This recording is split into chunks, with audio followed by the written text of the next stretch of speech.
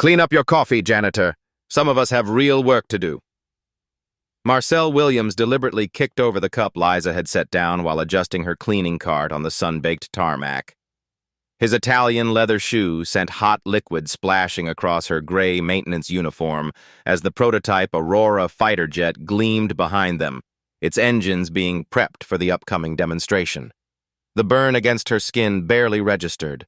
The familiar sting of his disrespect cut deeper than any physical pain could. Liza knelt silently on the hot tarmac, absorbing both the scalding coffee and the dismissive glances from executives walking toward the hangar. The concrete runway of Aegis Aerospace's testing facility reflected the harsh morning sun that highlighted every drop she needed to clean. She kept her eyes down as she had for 8 years. "He shouldn't speak to you that way," whispered Taryn Chen, a young engineer who'd stopped to offer a handful of shop towels from her pocket. Dark circles under her eyes betrayed the pressure the technical team faced. "I've heard worse," Liza replied, her voice carrying an unexpected steadiness. "Shouldn't you be at the pre-flight briefing?" Taryn glanced nervously at the hangar where officials were gathering. They don't really listen to junior engineers anyway, especially female ones.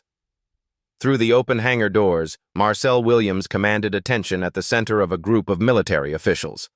At 55, the executive VP of operations carried his 6-foot frame with military rigidity. His Navy pilot background formed the cornerstone of his authority, mentioned in every company biography. Liza finished cleaning and stood, cart in hand. "Better hurry. Being late gives men like him ammunition." As Taryn rushed off, Liza paused when Marcel's voice carried across the tarmac. "The Aurora has failed 3 critical simulation tests. The Pentagon is threatening to pull our funding if we don't solve the stability issues by next week." His fist punctuated the air. "I've reviewed the flight dynamics myself. The problem is in the thrust vectoring algorithms." A younger engineer attempted to speak. "Sir, our calculations suggest—" "Your calculations are wrong," Marcel cut him off. "I've logged more flight hours than everyone here combined." Liza's eyes narrowed slightly. She wheeled her cart away as executives began moving toward the observation deck, faces tense. She moved through the facility with invisible efficiency, the way she'd perfected since joining Aegis as a maintenance worker 8 years ago. Most employees never noticed her presence. Fewer remembered her name. Later that night, when the testing facility had emptied, Liza moved through the engineering hangar with purpose. She stopped at a transparent display board filled with equations related to the Aurora's flight stabilization system. Her eyes scanned the calculations with unexpected expertise, eventually focusing on a specific variable sequence that addressed the transonic transition problem. She glanced at the security cameras. She knew their blind spots intimately after years of careful observation. With practiced precision, she picked up a digital stylus and made a small adjustment to an equation, then continued her cleaning rounds as the hangar lights cast long shadows across the dormant fighter jet. In her modest 1-bedroom apartment overlooking the distant airfield, Liza unlocked the door and set down her bag. The space was Spartan but meticulously organized. A bookshelf held technical manuals and aerospace engineering texts, partially hidden behind fiction paperbacks. She moved to the kitchen, warmed a simple meal, and ate while reviewing the day's observations in a journal coded with a system only she understood. Her routine complete, she approached a door she rarely opened, the only space in her apartment that remained locked. Through the window, a military transport plane passed overhead, its engines a distant rumble. She hesitated, then turned away. Not tonight. The following morning, Aegis's flight test facility buzzed with unusual energy. Engineers rushed between the hangars and control rooms, their conversations hushed but urgent. "Someone modified the thrust vector calculations," Taryn said quietly as Liza emptied her trash bin near the simulator room. The simulation results improved by 23% overnight. "Maybe someone had a breakthrough," Liza suggested, keeping her expression neutral as a test pilot walked past. "Marcel's furious. Says it undermines his authority to have unauthorized changes." Taryn lowered her voice further. "But the modifications are brilliant. Whoever did it understands fighter jet physics at an expert level. The conversation halted as Marcel strode onto the floor, flanked by security personnel. His face was flushed with anger as the massive hangar doors closed behind him. "Attention, everyone," he announced, his voice echoing off the high ceiling. "Someone accessed restricted simulation parameters without authorization last night. This constitutes a serious security breach." His eyes swept the room where engineers stood beside their workstations. "Until we identify the culprit, all non-essential personnel will undergo additional screening." His gaze landed on Liza momentarily, then dismissed her as irrelevant as the Aurora prototype gleamed behind him. "Cleaning staff will now require escort on secure areas. We're implementing immediate badge tracking for all support personnel." That evening, as she prepared to leave, Dr. Victor Reeves approached her on the tarmac. The retired chief engineer still consulted occasionally, his 60-something frame slightly stooped after decades hunched over designs, wind from a departing helicopter ruffling his white hair. "Ms. Anderson," he said quietly as they stood in the shadow of the hangar. "I noticed you've been with Aegis quite some time." Liza nodded cautiously, clutching her maintenance cart. 8 years next month, Dr. Reeves." His expression revealed nothing, but his next words sent a chill through her as a fighter jet roared overhead. "Interesting. Almost precisely when Lieutenant Colonel Anderson disappeared from the Air Force's elite pilot program." Their eyes met in silent understanding before he walked away toward the parking area, leaving Liza to wonder, will her carefully constructed anonymity survive this new attention, or is it time to emerge from the shadows? The new security measures descended like a shroud over Aegis Aerospace. Liza felt the weight of the tracking badge hanging from her neck as she navigated restricted areas. The metallic click of security doors locking behind her punctuated her movements. Marcel Williams had implemented the changes with remarkable speed. Maintenance staff now worked shorter shifts with mandatory supervision on research floors. Cameras that had previously been static were now actively monitored. 3 days after the whiteboard incident, Liza was cleaning the break room when she overheard a heated exchange. "Your approach contradicts established protocols," Marcel's voice carried through the partially open door. "The Aurora project can't afford experimental theories from junior staff." "With respect, sir," Taryn replied, "the simulation data supports my analysis. The instability occurs precisely when the thrust vectoring transitions at supersonic speeds." "Data can be misinterpreted," Marcel dismissed, "especially by those with limited flight experience." Liza moved closer to the door. Through the gap, she saw Taryn standing her ground while Marcel towered over her. "I've cross-referenced historical flight data from similar aircraft," Taryn continued. "The pattern is consistent with my hypothesis." Marcel's jaw tightened. "The military doesn't pay us for hypotheses, Ms. Chen.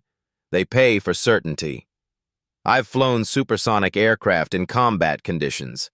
What's your experience beyond simulations?" Before Taryn could respond, Marcel noticed Liza through the doorway. His expression hardened. "Do you need something?" "Just doing my job, sir," Liza replied, her voice deliberately neutral as she moved away. Later that afternoon, she observed Marcel presenting a modified version of Taryn's solution to the executive team, with his name attached to the findings. When the meeting concluded, Taryn stormed away from the conference room, fighting back tears. Liza found her in the women's restroom, splashing water on her face. "He took credit for my work," Taryn said without looking up. 3 months of analysis, and he presents it as his insight after reviewing the data. Liza handed her a paper towel. "Men like Marcel don't value ideas. They value control." Taryn studied Liza's reflection in the mirror. "You speak like someone who's dealt with this before." "I've cleaned up after powerful men for a long time," Liza replied carefully. "You learn to see patterns." That night after her shift ended, Liza drove to a small diner 30 miles from Aegis. Dr. Victor Reeves sat in a corner booth exactly as his cryptic text had suggested. "Thank you for coming, Ms. Anderson," he said as she slid into the booth. I thought we should talk somewhere off Aegis property. About what, exactly? Liza kept her expression neutral. About how a maintenance worker manages to correct advanced flight dynamics equations without anyone noticing. He smiled slightly at her carefully controlled reaction. Don't worry, I deleted the security footage before anyone else noticed. I don't know what you think you saw, Liza began. I saw someone who understands supersonic flight at an instinctive level, he replied. Someone who's been watching and learning for years while remaining invisible. Dr. Reeves leaned forward. My daughter was an Air Force pilot. She faced similar challenges to those Lieutenant Colonel Liza Anderson might have faced. When Liza didn't respond, he continued, I respect your privacy. I'm simply offering an alliance, should you need one. The following week brought a development that sent ripples of tension through Aegis. Military officials would be visiting for a progress assessment, with rumors that continued funding depended on demonstrable results. Marcel called an all-hands meeting. The Pentagon is sending Colonel Maya Harris to evaluate our progress. She's known for cutting underperforming contracts without hesitation. He paced before the assembled teams. We will present a unified front. Any technical concerns are to be directed to me privately, not aired in front of our military partners. His gaze found Taryn in the crowd. Anyone undermining our presentation to Colonel Harris will face immediate termination. Is that clear? On the morning of the military visit, Liza arrived early. As she cleaned the conference room, a flash of memory overtook her. The cockpit of an F-22 Raptor, alarms blaring as she fought to stabilize a spin at Mach 1.8, her hands moving with practiced precision while her wingman's voice crackled with panic over the radio. Colonel Maya Harris arrived precisely on schedule. Unlike Marcel's performative military bearing, Colonel Harris carried her authority with quiet confidence. At 52, her dark skin was lined with experience, her close-cropped hair showing threads of gray. The prototype has exceeded expectations in multiple test parameters, Marcel assured Colonel Harris, directing her attention to selected simulation results. We've resolved the initial stability issues and are prepared for live testing next month. Colonel Harris reviewed the data with methodical precision. These results show improvement, but the critical issue appears to be stability during transonic transition. What's your solution pathway? Before Marcel could answer, Taryn spoke up. Ma'am, we've identified a potential solution that requires further validation, Marcel interrupted smoothly. Ms. Chen is enthusiastic but somewhat premature in her assessment. Colonel Harris raised an eyebrow. I'd like to hear the technical team's perspective. Marcel's smile tightened. Of course. After lunch, I've arranged for you to meet with our senior engineers. Near midnight, Liza made her way to Marcel's office. Using her maintenance key, she entered silently and began her usual cleaning routine while scanning his desk. A tablet sat connected to a charger, displaying simulation parameters for the next day's demonstration. Liza examined the settings, her eyes widening as she recognized the manipulation.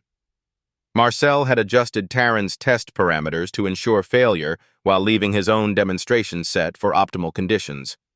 The office door suddenly opened. Dr. Reeves stood in the doorway.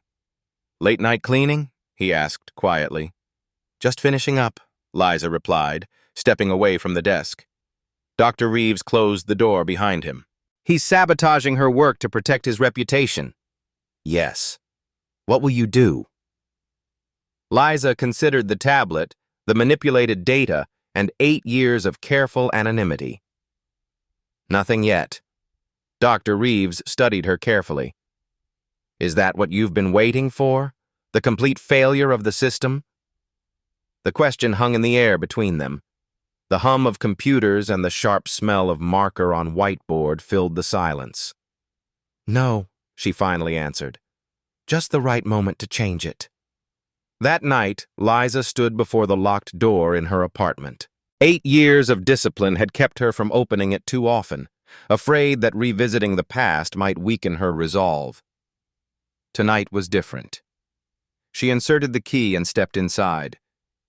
The small room contained carefully preserved remnants of a different life. Framed certificates hung on the wall. her aerospace engineering degree from MIT, her Air Force commission, her fighter pilot wings. A glass case displayed the Distinguished Flying Cross and other medals earned during her 12 years of service. Liza ran her fingers over her old flight helmet, the call sign Phantom still visible beneath layers of scratches. The distant thunder rolled outside her window as she sat heavily in the desk chair, memories flooding back with painful clarity.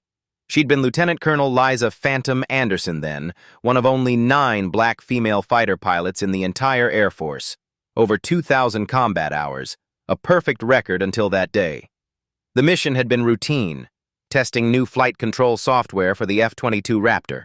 She and Captain James Miller, her wingman, were pushing the aircraft to its limits at 52,000 feet when the malfunction occurred. The faint smell of jet fuel seemed to fill her nostrils even now as she remembered the sudden alert warnings, the violent shudder as the aircraft entered an uncontrolled flat spin. "Phantom, you're losing it," Miller's voice had crackled through her helmet. "Eject! Eject!" But Liza had seen the populated area below. Ejecting meant sending an out-of-control F-22 into civilian territory. Instead, she'd fought the aircraft, finding a counterintuitive solution to the spin that no simulation had predicted. She'd recovered mere thousands of feet above the ground. Miller hadn't been so fortunate. His ejection had malfunctioned, and the crash investigation had turned into a witch hunt. Marcel Williams had led that investigation, determined to find pilot error rather than a systemic flaw. Despite data showing a software malfunction, his report had emphasized possible spatial disorientation and hesitation to follow ejection protocols, subtle implications that her gender and race had compromised her judgment. Though officially cleared by a secondary investigation, the damage was done. Marcel's preliminary findings had circulated through the highest levels of command. Flight assignments dried up. Her career effectively ended. Liza opened her desk drawer and removed a worn notebook. Inside were meticulous notes from the past 8 years, observations about Aegis's corporate culture, technical details about the Aurora project, and evidence of Marcel's systematic undermining of women and minorities throughout the company. Her plan had never been about revenge. It was about system-wide change. Marcel was merely a symptom of the larger disease, the entrenched bias that permeated aerospace and defense. A knock at her apartment door startled her from her thoughts. Through the peephole, she saw Dr. Reeves standing in the hallway, his expression grave.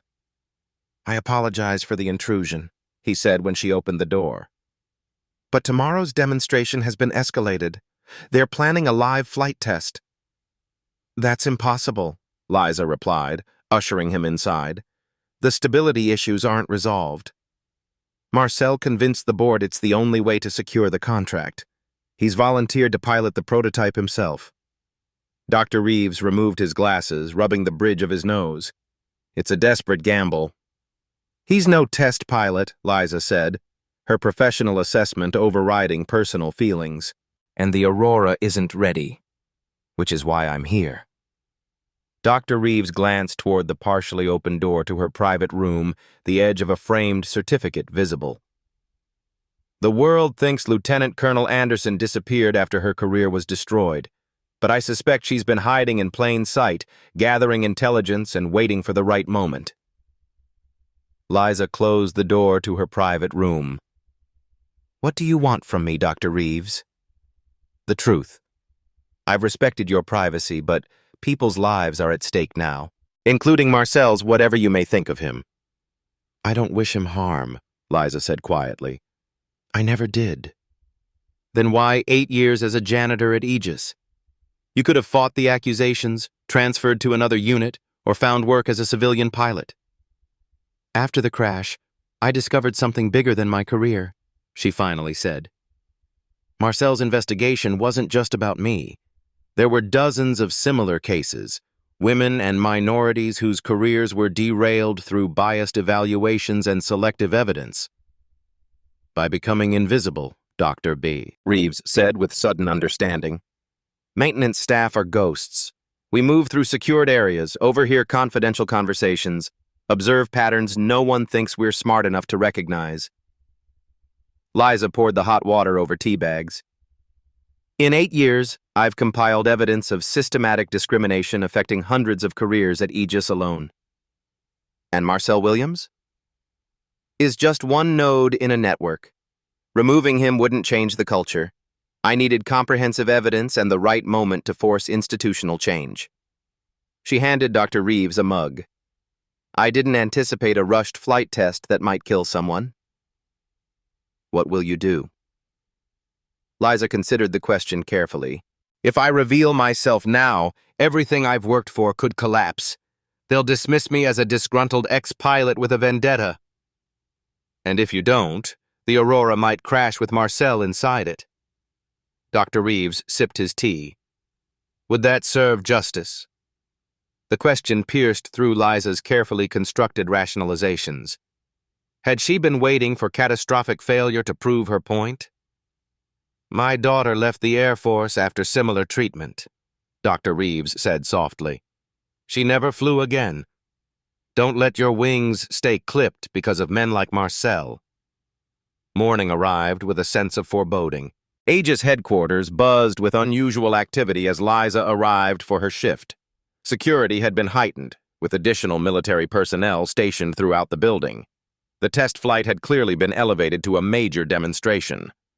Liza moved through her morning routine with practiced invisibility, gathering intelligence as she cleaned. Engineers huddled in tense conversations, their voices hushed but urgent. The entire project teetered on the edge of disaster or triumph. They've scheduled the demonstration for 2 p.m., she overheard one senior engineer telling another. Marcel insisted on bypassing the standard simulation verification. He's staking everything on this flight, came the worried response. If it fails, we all lose our jobs, the first engineer finished grimly. By mid-morning, Liza had positioned herself to clean the main conference room where final preparations were underway. Colonel Harris had returned with additional military officials, their expressions guarded as Marcel presented the day's agenda. Gentlemen, today you'll witness the future of aerial combat, Marcel announced, his confidence seemingly unshakable. The Aurora's breakthrough thrust vectoring system enables maneuverability that will revolutionize our tactical advantage. Colonel Harris remained skeptical. Mr. Williams, yesterday's simulations showed unresolved stability issues during transonic transition. Has this been addressed overnight? Absolutely, Marcel lied smoothly. Our team worked through the night implementing solutions. The Aurora is fully flight-ready. From her position near the refreshment table, Liza noticed Taryn at the back of the room, her expression a mixture of disbelief and horror. Their eyes met briefly, a silent understanding passing between them. As the meeting adjourned, Colonel Harris approached Taryn. Engineer Chen, isn't it? I'd like your assessment of the flight readiness, off the record. Before Taryn could respond, Marcel inserted himself between them. Colonel, Ms. Chen is still learning our systems. I'd be happy to introduce you to our senior engineering team. I've met them, Colonel Harris replied coolly. Now I'd like to hear from Ms. Chen. Marcel's smile tightened. Unfortunately, Ms. Chen has been removed from the Aurora project effective immediately. Security will escort her from the building for attempting to sabotage today's demonstration. What? Taryn's face drained of color. That's completely false. We have evidence that you attempted to alter the flight parameters last night to force a demonstration failure, Marcel continued, signaling to nearby security. Your access has been revoked. Liza's hands tightened around her cleaning cloth as she watched the scene unfold. Marcel was framing Taryn for his own manipulation. This is absurd, Taryn protested as security approached.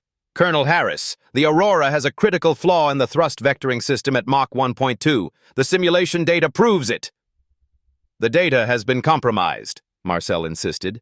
By you. Colonel Harris's eyes narrowed. That's a serious accusation, Mr. Williams. One I can prove, Marcel replied confidently. The Aurora project has been targeted by corporate espionage. Today's demonstration will proceed as planned without Miss Chen's interference. As security began escorting Taryn away, Liza made a split-second decision. 8 years of patience collapsed under the weight of immediate injustice.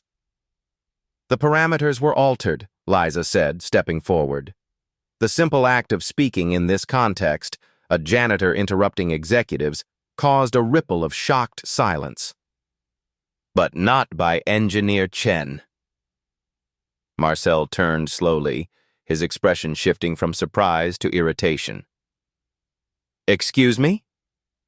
The flight parameters were manipulated to ensure Ms. Chen's simulation would fail while yours would succeed, Liza continued, her voice gaining strength with each word. The evidence is on your tablet, which you left connected to the server last night. The room fell completely silent. Colonel Harris studied Liza with sudden interest. This is ridiculous, Marcel sputtered. Security, remove both of them. One moment, Colonel Harris interrupted. I'd like to hear more about these allegations. She turned to Liza. Ms. Anderson, Liza Anderson. A flicker of recognition crossed Colonel Harris's face, quickly masked by professional composure. And how would a janitor know about flight parameters? Marcel demanded, recovering his confidence. This is clearly coordinated insubordination. Because thrust vectoring instability at transonic speeds isn't just a theoretical problem, Liza replied evenly. It's what caused this crash of Raptor test flight Sierra 937 8 years ago. The same crash you investigated, where you blamed pilot error rather than acknowledge a systemic flaw. Marcel's face drained of color. What are you talking about? The Aurora project has inherited the same control system architecture, Liza continued. The instability occurs at precisely Mach 1.2, when the thrust vectoring transitions from conventional to supersonic configurations. How could you possibly know that? Marcel's voice had lost its authoritative edge. Liza reached up and unpinned her maintenance badge, placing it deliberately on the conference table. The soft thud echoed in the silent room as she straightened her shoulders. Because I was the pilot of Sierra 937, she said quietly. Lieutenant Colonel Liza Anderson, United States Air Force. Her gaze locked with Marcel's. You falsified that crash report to protect the program and advance your career, while my wingman died and my reputation was destroyed. Marcel took an involuntary step backward. That's preposterous. Lieutenant Colonel Anderson left the service years ago. Yes, Liza agreed. After your preliminary findings questioned my competence based on manipulated data, after my career was effectively ended by your lies. Colonel Harris stepped forward. I reviewed that case when I took command. The secondary investigation cleared Lieutenant Colonel Anderson of all wrongdoing, but she had already resigned her commission. This is absurd, Marcel insisted, though his voice had lost its conviction. You expect us to believe a janitor is actually a decorated fighter pilot? Why don't we verify that? Colonel Harris suggested. She turned to Liza. If you are Lieutenant Colonel Anderson, you'd know the emergency recovery procedure for an F-22 in a flat spin at high altitude. Without hesitation, Liza detailed the standard procedure, then added, but Sierra 937 experienced a unique failure mode. The standard recovery exacerbated the spin. I had to reverse the expected inputs and develop a counterintuitive solution that no simulation had predicted. Colonel Harris nodded slowly. A solution that was subsequently incorporated into all F-22 flight control systems, saving at least 3 aircraft since then. She turned to the military officials. Gentlemen, I believe we're in the presence of the Phantom. Marcel looked desperately around the room for support, finding none. This is clearly a coordinated attempt to undermine today's demonstration. He straightened his tie, regaining some composure. Whatever her past, Ms. Anderson has been working as a janitor for 8 years. Her technical knowledge is outdated and irrelevant to the Aurora project. Then you won't mind if we verify the claims about the manipulated parameters, Colonel Harris suggested. Let's examine your tablet, Mr. Williams. As a junior officer moved to retrieve the device, Marcel's face flushed with anger. This is outrageous. We have a scheduled demonstration to conduct. The future of Aegis depends on it. The future of Aegis depends on honest engineering, Dr. Reeves interjected, stepping forward from the back of the room. Not manipulated data and scapegoated employees. The tablet was brought forward and connected to the main display screen. The evidence was damning. Marcel had indeed altered Terran's simulation parameters while optimizing his own demonstration. "This appears to confirm Ms. Anderson's allegations," Colonel Harris stated. "Mr. Williams, do you have an explanation?" Before Marcel could respond, a senior engineer rushed into the room. "Sir, the Aurora pre-flight checks are showing the exact instability pattern Engineer Chen predicted. The control system is displaying the same anomalies that preceded the Sierra 937 crash." Marcel's face paled. "That's impossible. I reviewed the systems myself." "Perhaps," Liza said quietly, "with the same thoroughness you investigated my crash." The room erupted in urgent conversations. The military officials conferred with Colonel Harris while Aegis executives huddled in crisis mode. Security had released Terran, who now stood examining the technical data with growing vindication.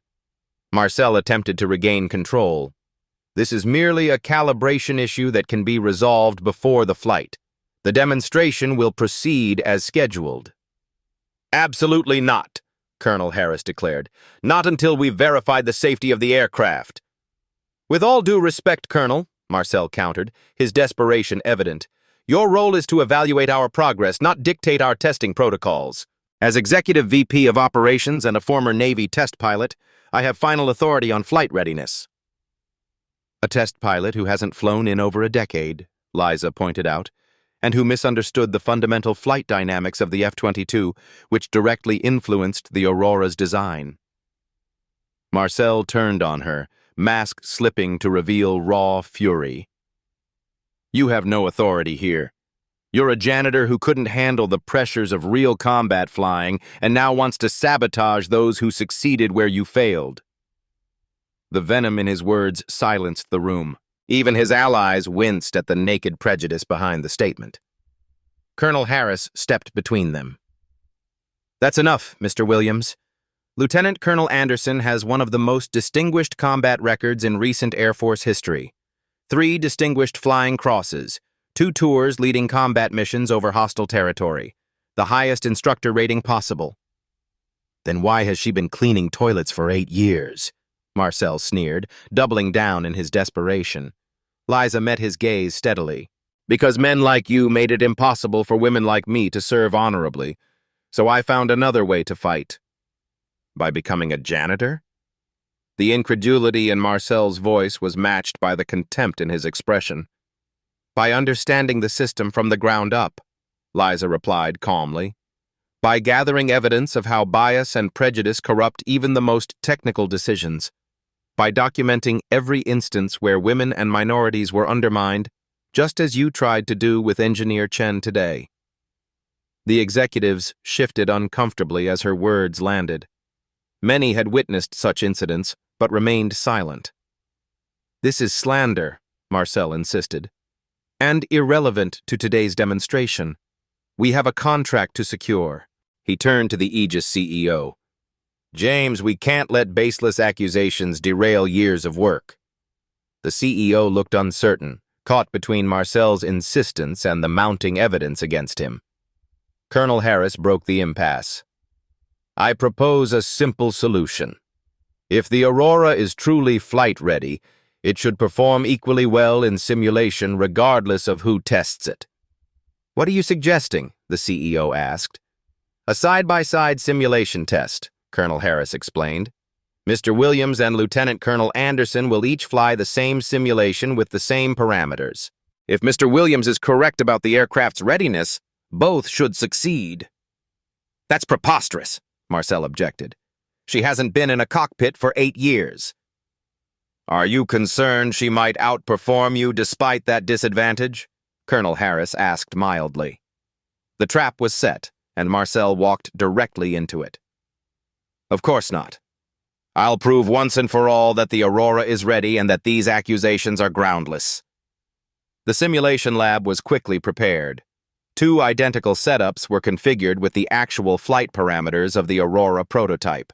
Engineers verified that both systems were running identical conditions. with the military officials serving as independent observers.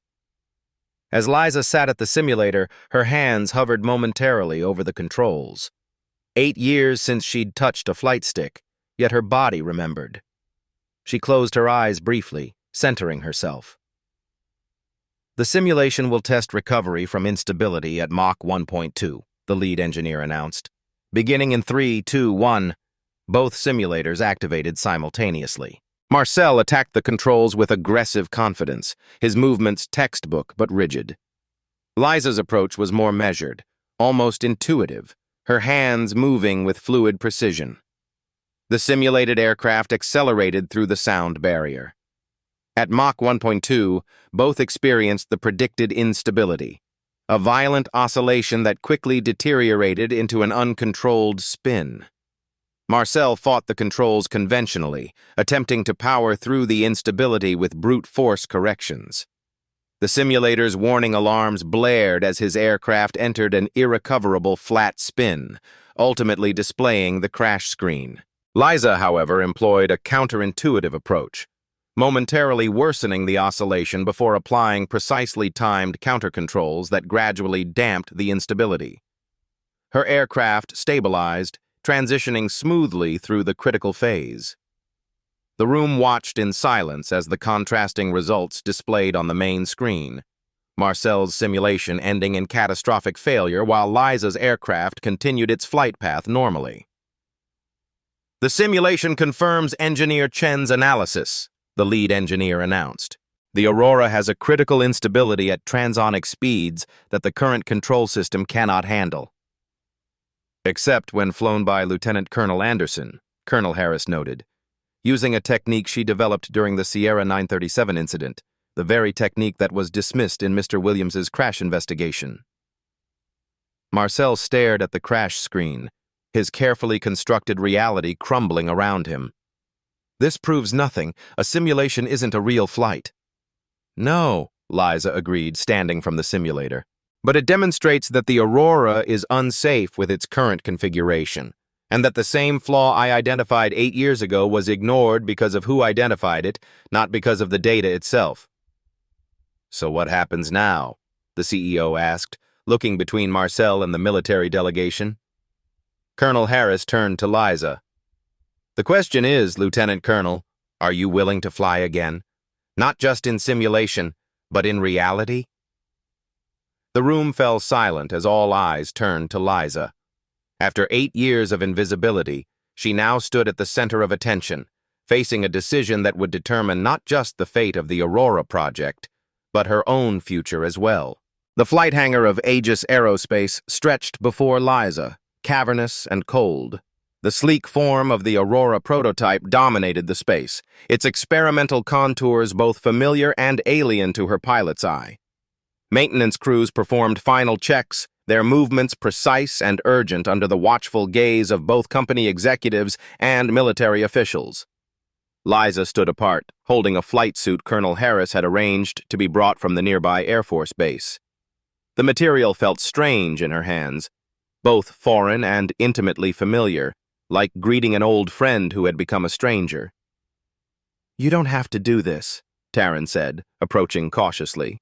"You've already exposed the truth." "The truth isn't enough," Liza replied, running her fingers over the nameplate that read, Lieutenant Colonel Anderson. "Systems don't change because of revelations. They change because of demonstrations." Across the hangar, Marcel argued vehemently with the CEO and board members who had been hastily assembled. His gestures grew increasingly desperate as his authority visibly diminished with each passing minute. Dr. Reeves joined Liza and Taryn, his expression concerned. "The engineering team has implemented your suggested modifications to the flight control system, but they've had only hours to test them. The aircraft remains experimental." "I'm aware of the risks," Liza said. "After 8 years away from the cockpit," Dr. Reeves began. "My hands remember," Liza assured him, flexing her fingers unconsciously. "Some things the body doesn't forget." Colonel Harris approached, her military bearing impeccable, but her expression showing a hint of professional concern. The modifications match the solution you implemented during the Sierra 937 incident. The simulation results are promising, but this will be the first live test. Understood, Colonel. For the record, Colonel Harris said quietly, I reviewed your case when I took command of the testing division. The secondary investigation clearly showed that your actions saved lives that day. Your resignation was a loss to the Air Force. Before Liza could respond, Marcel broke free from the executives and stormed toward them, security personnel trailing uncertainly behind. This is absolute insanity, he declared loudly enough for everyone to hear. You cannot allow an unvetted civilian to fly a multi-billion-dollar prototype. I don't care what her background was. She's been a janitor for 8 years. A janitor who just outperformed you in simulation, Colonel Harris noted coolly. Simulations aren't reality, Marcel insisted. This is a desperate publicity stunt by a failed pilot looking for redemption. Liza met his gaze calmly. This isn't about redemption, Marcel. It's about correction of the aircraft's design flaws and of the record you falsified. You crashed an F-22. I saved an F-22 from a catastrophic systems failure, Liza corrected. The same failure your report buried to protect the program's reputation and your career. Captain Miller wasn't so lucky. The mention of her wingman's name silenced Marcel momentarily. In that hesitation, Colonel Harris stepped forward. Mr. Williams, the Pentagon has temporarily assumed oversight of the Aurora project under National Security Directive 4872, given the evidence of compromised safety protocols. Lieutenant Colonel Anderson has been provisionally reinstated as a technical consultant with flight authorization. Marcel's face flushed with anger. This is unprecedented. The contract specifies safe aircraft, the CEO interjected, finally stepping forward. The board has unanimously agreed to this demonstration flight as the quickest path to resolving the technical issues and saving the project. Abandoned by his allies and stripped of authority, Marcel made a final desperate play. She'll deliberately crash it to prove her point. This is nothing but revenge. Liza handed the flight suit to Taryn and stepped directly before Marcel. The hangar fell silent as the maintenance worker, who had invisibly moved among them for years, confronted the man who had ended her military career. If I wanted revenge, Marcel, I would have revealed everything I've documented over 8 years. Every instance of bias in hiring and promotion, every case where you undermined women and minorities, every manipulated test result. The evidence that shows you're not just a fraud as a pilot, but as a leader. Marcel paled slightly, his eyes darting to the executives. What evidence? 8 years of maintenance logs coded with observations, security footage, recorded conversations, testimony from dozens of employees who trusted the quiet janitor with stories they'd never tell HR. Liza's voice remained measured, almost gentle. I could have destroyed you any time, but this was never about you. Then what was it about? Marcel asked, genuinely confused. Changing the system that protected you while punishing others, Liza replied simply. Now, if you'll excuse me, I have a plane to fly. She walked away, leaving Marcel speechless for perhaps the first time in his career. Taryn followed with the flight suit, a small smile of satisfaction on her face. In the preparation room, Liza changed methodically. Each motion of donning the flight suit awakened muscle memories dormant for 8 years. By the time she zipped the final closure, her breathing had found the measured rhythm of pre-flight focus. The engineering team wants you to know they've incorporated your feedback from the simulation, Taryn said, handing her a tablet with flight data. They're calling it the Phantom Protocol, the counter-cyclical input pattern you developed. Liza reviewed the data with professional precision. These modifications should work. The instability occurs in a predictable envelope. We'll be monitoring every parameter, Taryn assured her. The moment anything looks wrong, we'll abort. Liza handed back the tablet. If something goes wrong, it'll happen too fast for an abort command. This is my decision, my risk. When she emerged from the preparation room in full flight gear, a hush fell over the hangar. Even those who had dismissed her revelations couldn't deny the natural authority she projected now. The janitor had vanished. The fighter pilot had returned. Colonel Harris met her at the aircraft ladder. The weather conditions are optimal. Winds at 5 knots, visibility unlimited. Thank you, Colonel. Liza, Colonel Harris said, dropping formality momentarily. Whatever happens today, you've already won. Marcel's career is over. The Pentagon has opened an investigation into his previous command decisions. Liza glanced at Marcel, who stood isolated at the edge of the observation area, his face a mask of barely controlled fury. It was never about winning or losing. It was about truth. As she climbed into the cockpit, her hands found the controls with natural precision. The familiar smell, the perfect fit of the seat, the responsive touch of the flight stick, all of it called to something essential in her that 8 years of hiding had never erased. Through the canopy, she saw the assembled crowd watching expectantly. Engineers, executives, military officials. And standing together, Taryn, Dr. Reeves, and Colonel Harris, allies who had recognized her worth beneath the disguise she had worn for so long. The engines roared to life beneath her, vibrating through the airframe with raw power. As she began the pre-flight checks, a sense of rightness settled over her. Whatever the outcome of this flight, Liza Anderson had already completed her most challenging mission, reclaiming her true identity and forcing a flawed system to face its failures. 6 months later, Liza stood at the edge of Aegis Aerospace's newly renovated flight deck, watching as 3 test pilots completed their pre-flight checks on the production models of the Aurora. The morning sun glinted off the aircraft's sleek surfaces, highlighting the project name and, beneath it, the smaller text, Phantom Class Stability System. They're ready for final approval, Taryn said, joining her with a tablet displaying the latest flight data. Now the lead systems engineer for the Aurora project, Taryn had flourished in the company's restructured environment. All test flights have confirmed the stability modifications work perfectly through all speed regimes. Liza nodded, professional satisfaction evident in her expression. The counter-cyclical input algorithm provides a 47% wider stability margin than the original design. That's lives saved. The successful test flight 6 months earlier had done more than validate Liza's technical solution. The dramatic revelation of her identity, followed by flawless execution of the flight that Marcel had insisted was impossible, had catalyzed sweeping changes throughout Aegis and beyond. Dr. Reeves approached, accompanied by Colonel Harris and James Whitmore, the CEO who had ultimately chosen accountability over cover-up. The Pentagon Review Committee has officially closed its investigation, Colonel Harris informed them. 17 cases similar to yours have been reopened and reassessed. 12 pilots have received formal exoneration and corrected service records. And Marcel? Liza asked, though she already knew the answer.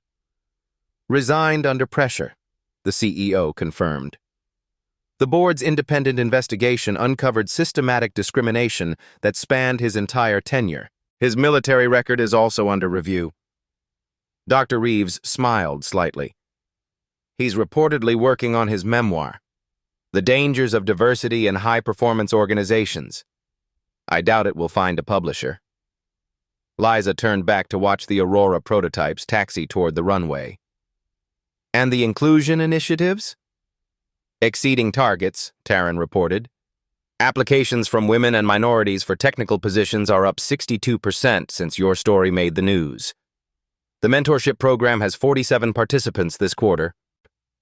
Beyond the flight line, a group of young engineers, noticeably diverse in both gender and ethnicity, gathered for the test flight observation. Among them were faces that might never have found opportunities at the old Aegis. You could have exposed Marcel immediately when you were hired, the CEO noted. Why wait 8 years? Removing one man wouldn't change the system, Liza explained. I needed to understand how bias was structurally embedded and document patterns that couldn't be dismissed as isolated incidents. In the process, you saved the Aurora project and thousands of jobs, the CEO acknowledged, including mine, though in a very different form. As the first aurora lifted off, climbing smoothly into the clear blue sky, Liza felt a sense of completion that transcended personal vindication.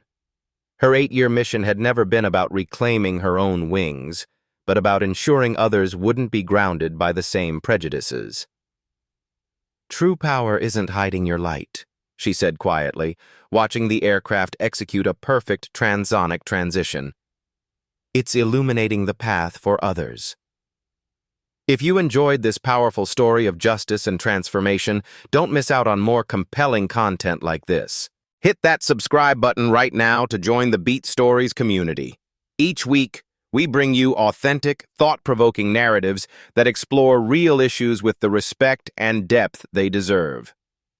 Click the notification bell to be first to know when we post new content. Your support helps us continue creating these important stories that need to be told. Like, comment, and share this video to spread this message of dignity and change. Remember, Beat Stories isn't just about entertainment. It's about making a difference, one story at a time. Behind every headline is a human story. At Beat Stories, we go deeper, where emotion meets evidence and drama reveals the system. If this story made you pause, reflect, or feel something, don't forget to subscribe. There's more to come.